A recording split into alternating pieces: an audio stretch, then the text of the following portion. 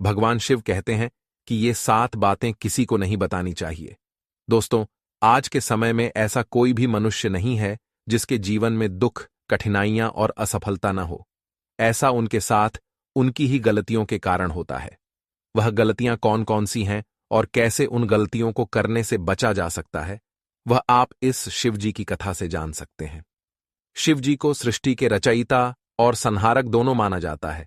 त्रिदेवों में शिव जी एक ऐसे देव हैं जिनके बारे में कहा जाता है कि वे हम मनुष्यों के साथ ही इसी पृथ्वी पर निवास करते हैं। शिव जी को औद्योगी भी माना गया है, जिन्होंने हम मनुष्यों के जीवन को सरल बनाने के लिए अनेकों बातें बताई हैं।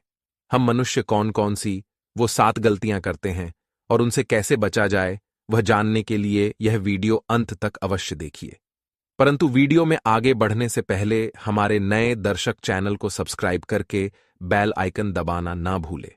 दोस्तों, एक बार की बात है, भगवान शिव जी अपनी अर्धांगिनी माता पार्वती के साथ पृथ्वी भ्रमण के लिए निकलते हैं। पृथ्वी भ्रमण के दौरान उन्हें अमीर चंद नाम का एक व्यक्ति दिखाई पड़ता है, जो बहुत ही दुखी और उदास था, जिसे देखकर मां पार्वती के मन में उसके दुख और उदासी का कारण जानने की उत्सुकता उत्पन्न हुई और वे शिवजी से प्रश्न करती हैं, हे प्रभु, वह व्यक्ति इतना दुखी और उदास क्यों है? उसके दुख और उदासी का क्या कारण है? तब शिवजी पार्वती जी की बातों का उत्तर देते हुए उनसे कहते हैं, हे देवी, जो भी मनुष्य अपने जीवन में 7 गलतियां करता है, वह सदैव दुखी और उदास रहता है। अतः जो भी मनुष्य अपने जीवन में दुख तथा परेशानियों से बचना चाहता है, तो उसे इन 7 बातों को अपने जीवन में अच्छी तरह आत्मसात करना होगा। शिवजी के उत्तर से माता पार्वती के मन में उन 7 बातों को जानने की उत्सुकता हुई, तो उन्होंने शिवजी से उन बातों के बारे में पूछ लिया, जिसका उत्तर देते हुए शिवजी बोले, हे प्रिय, मैं अमीर चंद के जीवन से जुड़ी कुछ बातें तुम्हें बताने जा रहा हूं, जिन्हें तुम ध्यान से सुनो। परंतु उससे पहले मैं तुम्हें एक बात बताता हूं कि सदा ही यह बोला जाता है कि धीरे बोलो, कोई सुन ना ले। परंतु कोई भी इस बात को अपने जीवन में नहीं उतारता और वह अपने जीवन का गहरा से गहरा राज भी किसी न किसी व्यक्ति से बता ही देता है, जो सदा ही उसके परिवार में अशांति तथा परेशानियों का कारण बनता है। मनुष्य इस बात को माने या ना माने, परंतु वह अपनी परेशानियां तथा दुखों का कारण स्वयं ही होता है। महादेव मां पार्वती से कहते हैं, हे प्रिय, मैं अमीर चंद के बारे में आपको कुछ भी बताऊं, उससे पहले मैं आपसे जो बताने वाला हूं उसे ध्यान से सुनिए। मानव अक्सर यह बोलता है कि धीरे बोलो, कोई सुन ना ले, और यह बात अक्सर मानव के मुंह से निकलती ही रहती है। लेकिन सोचने की बात यह है कि इस वाक्य पर कोई अमल नहीं करता है, क्योंकि कितना भी गुप्त राज्य हो, मानव किसी ना किसी के कानों में बता ही देता है, और अक्सर परिवार में अशांति का कारण मानव स्वयं ही होता है। भगवान शिव आगे कहते हैं कि मनुष्य इस बात को स्वयं अनुभव कर पाए या ना कर पाए, परंतु यही सत्य है।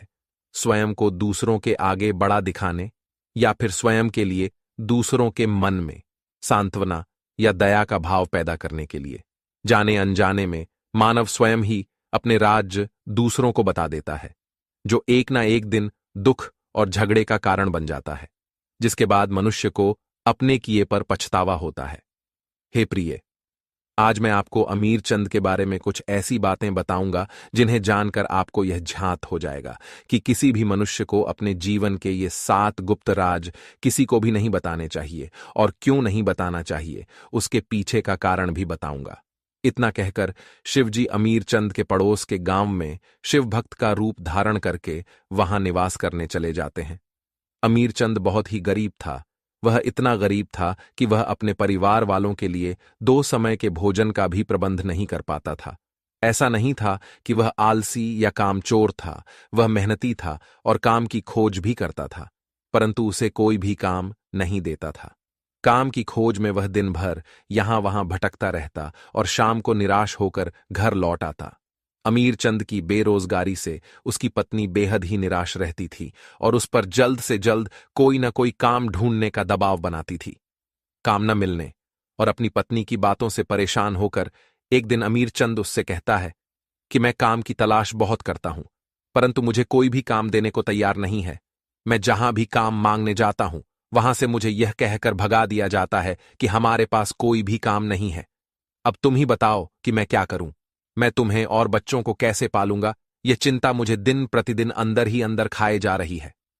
अमीर चंद की बात पूरी सुन लेने के बाद उसकी पत्नी बोली, तुम एक व्यक्ति के पास केवल एक ही बार काम मांगने जाते हो, वह मना कर देता है तो दोबारा उसके पास जाते ही नहीं, परंतु तुम्हें उसके पास दोबारा काम मांगने जाना चाहिए और उसे अपनी गरीबी और मजबूरी के बारे में बताना चाहिए और उसकी हमदर्दी लेनी चाहिए। तुम्हारे बारे में जानकर वह अवश्य ही तुम्हें कोई ना कोई काम दे देगा। अमीरचंद को यह बात सही लगी और उसने बिल्कुल वैसा ही किया। वह उस सेठ के पास दोबारा काम मांगने गया जिसने पहले उसे काम देने से मना कर दिया था और उसे अपनी गरीबी और मजबूरी बताकर उसकी हमदर्दी प्राप्त कर ली। उस सेठ ने अमीरचंद की मजबूरी को समझते हुए उस पर तरस खाकर उसे अपने यहां काम पर रख लिया और वह कई दिनों तक उस सेठ के यहां पूरी ईमानदारी और मेहनत से काम करता रहा। परंतु जब उसे यह पता चला कि वह सेठ उसे अपने यहां काम कर रहे दूसरे मजदूरों से कम वेतन देता है तो उसे बहुत ही ज्यादा दुख हुआ। इसका कारण जानने के लिए वह सेठ के पास जा पहुंचा, लेकिन सेठ उसकी बातें सुनकर उस पर क्रोधित हो गया और बोला कि मैंने तुम्हारी मजबूरी को समझते हुए तुम्हें अपने यहां काम दिया और अब तुम मुझ पर ही प्रश्न उठा रहे हो।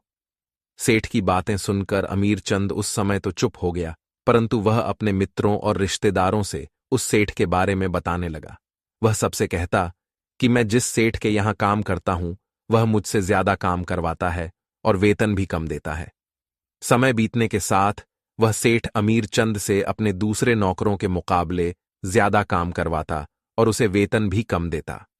यह बात अमीरचंद को बहुत खलती थी, क्योंकि कड़ी मेहनत के बाद भी उसे पर्याप्त वेतन नहीं मिलता था, जिस वजह से धीरे धीरे उसका मन काम से ऊबने लगा था, क्योंकि उसके आत्मसम्मान को ठेस पहुंच रही थी। अपना आत्मसम्मान बचाने के लिए अमीरचंद ने एक दिन उस सेठ के यहां से काम छोड़ दिया और घर बैठ गया, जिस कारण कुछ ही दिनों में उसकी पूरी जमा पूंजी खर्च हो गई और वह पहले जैसा गरीब हो गया।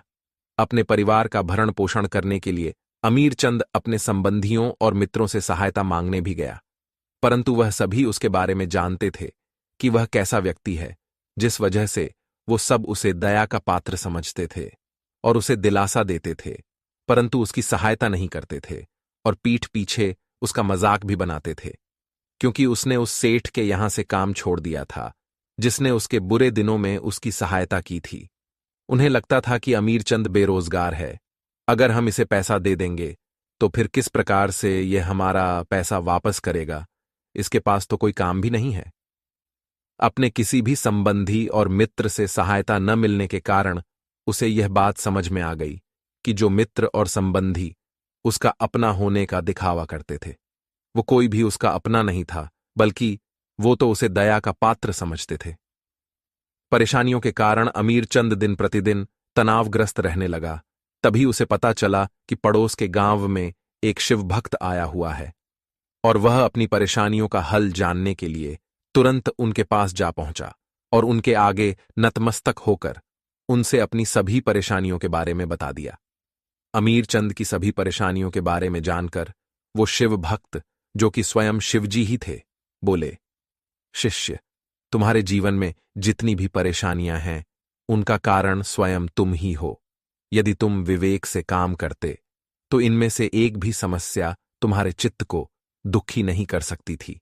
तुमने स्वयं ही अपने अविवेक और मूर्खता के कारण स्वयं के जीवन को दुख और परेशानियों से भर लिया। मैं तुमसे ऐसी 7 बातें बताने जा रहा हूं जिन्हें तुम अपने जीवन में आत्मसात कर लेना, जिससे तुम सदा ही दुख और परेशानियों से बचे रहोगे। पहली बात है, कभी भी अपने जीवन की परेशानी और दुखों के बारे में किसी को नहीं बताना, क्योंकि ऐसा करके तुम दूसरों की दया के पात्र बन जाओगे और हो सकता है दया करके वह तुम्हारी सहायता भी कर दे, परंतु आगे चलकर वह तुम्हारा फायदा उठाने से नहीं चुकेगा और तुम्हारा उपहास भी करेगा। दूसरी बात है, अपने अतीत में की गई हुई गलतियों और भविष्य की रणनीतियों के बारे में किसी से कभी नहीं बताना, क्योंकि जिसे भी तुम्हारे अतीत के बारे में पता होगा वह तुम्हारे द्वारा किए गए अतीत के कार्यों से तुम्हारा भविष्य जोड़कर देखेगा। तीसरी बात है, अपने घर की बातों को किसी बाहरी व्यक्ति से नहीं बताना चाहिए। ऐसा करने से उस बाहरी व्यक्ति को घर में घुसपैठ करने का मौका मिल जाता है और वह आपका फायदा उठाने से कभी नहीं चूकेगा। पति पत्नी, माता पिता, भाई बहन के बीच के छोटे मोटे झगड़ों और लड़ाई के बारे में कभी भी किसी बाहरी व्यक्ति से नहीं बताना चाहिए। ऐसा करने से छोटे मोटे झगड़े और ज्यादा बड़े हो जाते हैं। चौथी बात है जो किसी को नहीं बताने चाहिए, वह स्वयं की आमदनी। यदि आपकी आय कम है तो हो सकता है आवश्यकता पड़ने पर आपके सगे संबंधी एक बार आपकी सहायता कर भी दे, परंतु सदा सदा के लिए आप उनकी दया और मजाक के पात्र बन जाएंगे। पांचवी बात है जो किसी से नहीं बतानी चाहिए, वह है स्वयं की कमजोरी और ताकत। जिस किसी को भी आपकी कमजोरी के बारे में पता होगा, वह अवश्य उनका फायदा उठाएगा, और यदि ताकत के बारे में भी पता होगा तो वह उसका तोड़ अवश्य ढूंढेगा। दोनों ही अवस्थाओं में आपको नुकसान ही होगा। छठी बात है जो किसी को नहीं बतानी, वह है अपने मित्र और शत्रु के बारे में। ऐसा करके आप अपने शत्रुओं को अपने विरुद्ध शक्तिशाली बनाएंगे, क्योंकि वह आपके मित्रों को अपने करीब लाकर उनका इस्तेमाल आपके विरुद्ध करेगा और आपके शत्रुओं को बड़ी ही सरलता से आपके विरुद्ध इस्तेमाल करेगा। सातवीं और आखिरी बात है अपने द्वारा किए गए दान और पुण्य के बारे में किसी से नहीं बताना चाहिए। ऐसा करने से आपके अंदर अहंकार निर्मित होगा जो आपके विनाश का कारण बनेगा। शिव भक्त ने ये जो 7 बातें अमीर चंद से बताई थीं, उन्हें आप अपने जीवन में आत्मसात करके अपने जीवन को सुखमय और आनंदमय बना सकते हैं, क्योंकि इन बातों में संसार के सभी सिद्धांत छुपे हुए हैं।